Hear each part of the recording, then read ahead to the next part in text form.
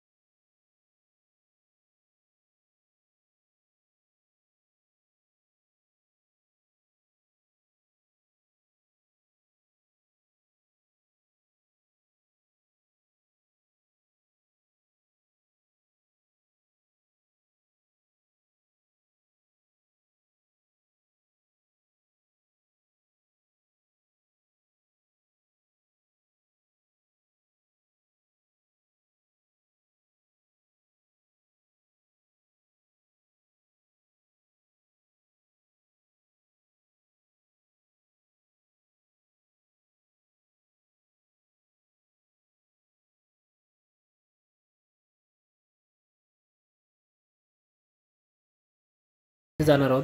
पण तुम्हाला इथून मी एक वांद्रे लेक दाखवतो. बघा आज गेट पण बंद आहे.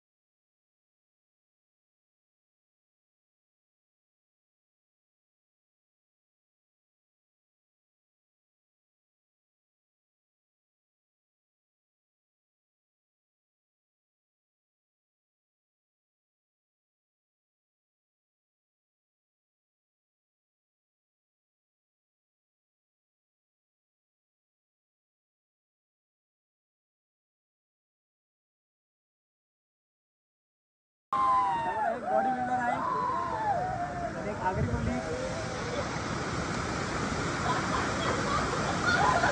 पडला खाली.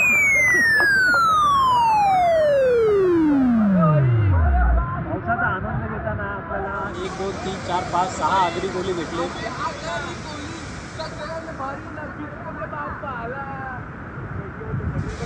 चला तर आपण आपल्या स्पॉटकडे जाऊया.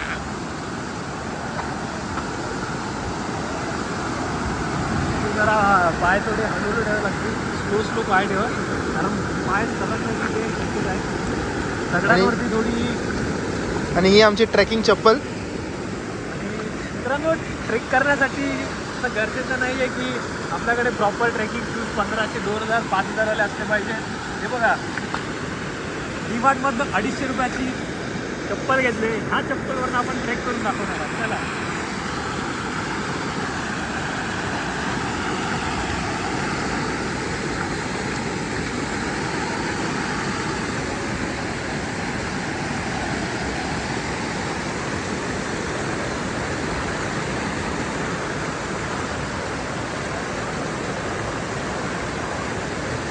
जर का तुमचा पाय सरकला तर तुम्ही डायरेक्ट खाली मोठाचा वॉटरफॉल आहे याची डायरेक्ट त्या वॉटरफॉलमध्ये फिरणार.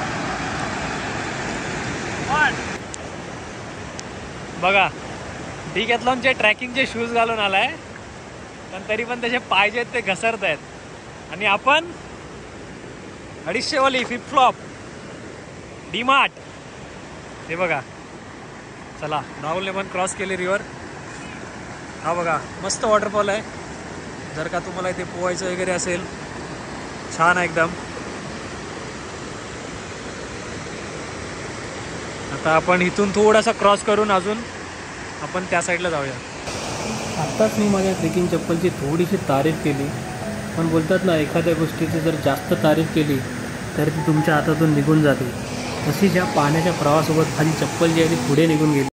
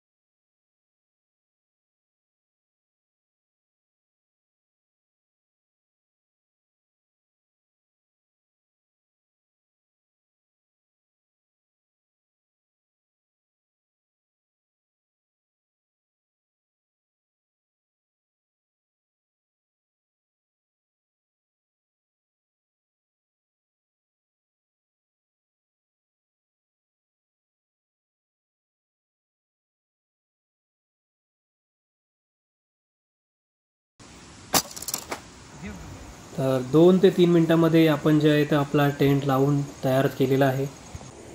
या जागेचं वैशिष्ट्य म्हणजे ही नदीच्या किनाऱ्यावरती आणि एकदम सेफ जागा आहे. इथे जवळच एक छोटी वस्ती पण आहे आणि ह्या जागेमध्ये तुम्ही फोटोशूट वगैरे एकदम चांगल्या प्रकारे करू शकता. एकदम शांतता आहे, पक्ष्यांचा आवाज वगैरे इथे आहे मजा येईल या जागेवरती तुम्हाला. तुम्हीसुद्धा नक्की या इथे. आता आपणसुद्धा मजा करूया. आपला टेंट जो आहे तो झालेला आहे. आता आपण आपल्या मॅगी बनवूया, इथे मॅगी खाऊया.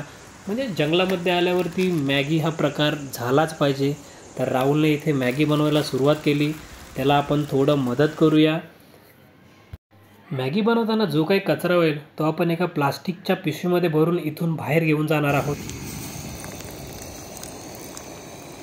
थोडंसं पाणी टाकणं पण गरजेचं आहे. थोडी ग्रेव्ही पण पाहिजे आपल्याला मॅगी खाताना. मॅगी आता बनत आहे. थोडी हळूहळू आपण सुरुवात केली मॅगीला. की याच्यामध्ये पाणी जे आहे ते लवकर बॉईल होतं आणि मॅगी जी आहे आपली ती 5 मिनिटामध्ये पटकन रेडी होऊन जाते. ह्या गॅसचा एक बेनिफिट आहे.